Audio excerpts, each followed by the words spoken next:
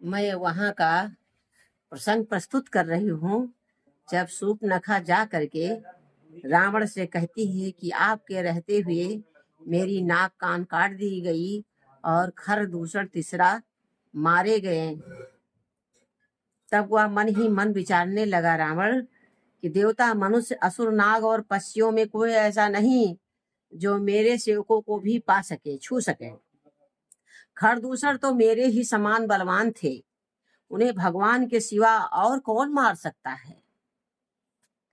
देवताओं को आनंद देने वाले और पृथ्वी का भार हरण करने वाले भगवान ही यदि अवतार लिया है तो मैं जाकर उनसे हठ पूर्वक बैर करूंगा और प्रभु के बाण की आघात से अर्थात उनके मार से अगर मेरे प्राण छोड़कर भवसागर तर जाएंगे तो इससे बढ़िया कुछ भी नहीं है।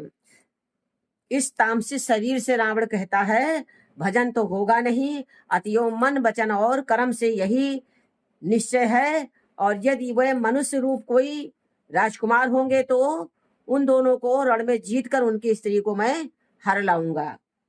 यूं विचार कर रावण रथ पर चढ़कर अकेला ही वहां चला जहां समुद्र के तट पर मारीच रहता था। और इधर प्रभु जी लीला करने जा रहे हैं, राक्षस वध की तैयारी करने जा रहे हैं। लक्ष्मण गए, भोले बाबा जी कह रहे हैं पार्वती जी से कि यहाँ श्री रामचंद्र जी ने जैसी युक्ति रची वह सुंदर कथा सुनो।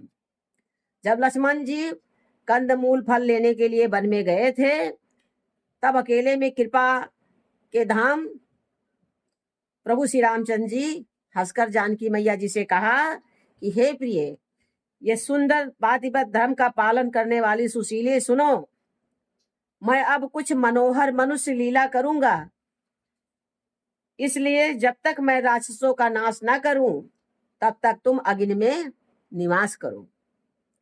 जब ही राम सब कहा बखानी, प्रभु पद धरी हिय अनल समानी। निज प्रतिबिंब राखी तह सीता, तई सहीशील रूप सुबिनीता।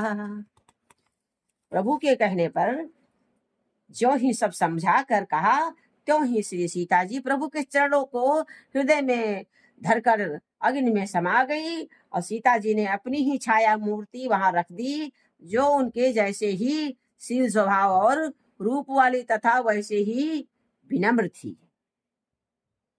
भगवान ने जो कुछ लीला रची इस रहस्य को लक्ष्मण जी ने भी नहीं जाना।